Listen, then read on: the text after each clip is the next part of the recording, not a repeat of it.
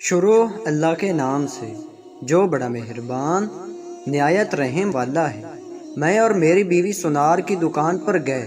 سونے کی انگوٹھی خریدنے کے بعد جیسے ہی میں باہر نکلنے کے لیے مڑا تو ایک عجیب شخص سے ملاقات ہوئی جو کہ مجھے جانتے تھے، لیکن میں ان کو بھول چکا تھا۔ بس اتنا یاد تھا کہ ماضی میں کبھی ان سے ملاقات ہوئی تھی۔ یہ صاحب بڑی گرم جوشی سے میرے گلے ملے اور سوالیہ نظروں سے پوچھنے لگے، بیٹا لگتا ہے پہچاننے کی کوشش کر رہے ہیں آپ؟ میں نے کہا، معذرت کے ساتھ آپ کا چہرہ جانا پہچانا لگ رہا ہے، لیکن یاد نہیں آ رہا کہ آپ سے کب ملاقات ہوئی تھی۔ میری بیگم گئی، آنٹی کو سلام کیا۔ آنٹی نے بہت ہی اچھے طریقے سے میری بیوی کے سر پر ہاتھ پھیرا اور پھر بہت ہی پیارے انداز میں میری بیوی کو دعائیں دی۔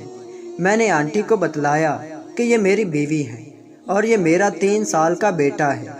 آنٹی بہت خوش ہوئی اور اپنے بیٹے کی طرف آنکھوں میں اشارہ کیا، جس نے میرے بیٹے کی جیب میں 1000 کا نوٹ ڈال دیا۔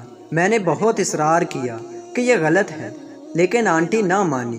آنٹی نے اپنے بیٹوں کو کہا کہ مجھے میرے بیٹے کے ساتھ اکیلا چھوڑ دیں، اور میں نے بھی اپنی بیگم کو کہا کہ تم تھوڑا سا وقت نیچے 2 بچوں کو کچھ کھلاؤ پلاؤ۔ تم ایک پڑھے لکھے اور معاشرے میں ایک کامیاب شخص ثابت ہو سکتے ہو۔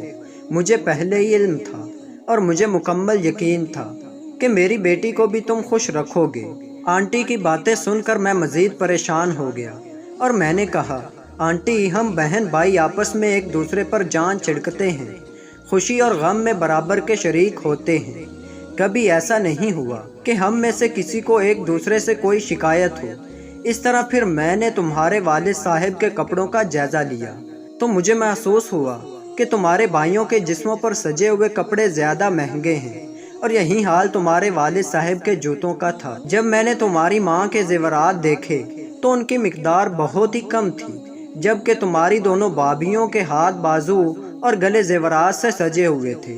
اس کا بھی دل کرتا ہوگا نئے جوتے اور نئے کپڑے پہننے کو، لیکن ہو سکتا ہے اس کی جیب اس چیز کی اجازت نہ دیتی ہو، لیکن تمہارے بھائیوں کی جیب تو اجازت دیتی تھی کہ اپنے باپ کے لیے اچھا لباس، اچھا جوتا پہلے خریدتے اور اپنے لیے بعد میں، کیونکہ یہی رویہ تمہارے باپ کا تھا۔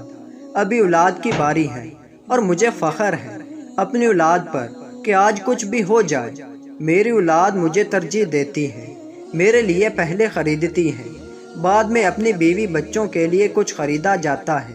اور مجھے فخر ہے اپنی اولاد کی اولاد پر کہ وہ بھی اپنے والدین کو اپنی زندگیوں سے زیادہ ترجیح دیتی ہے۔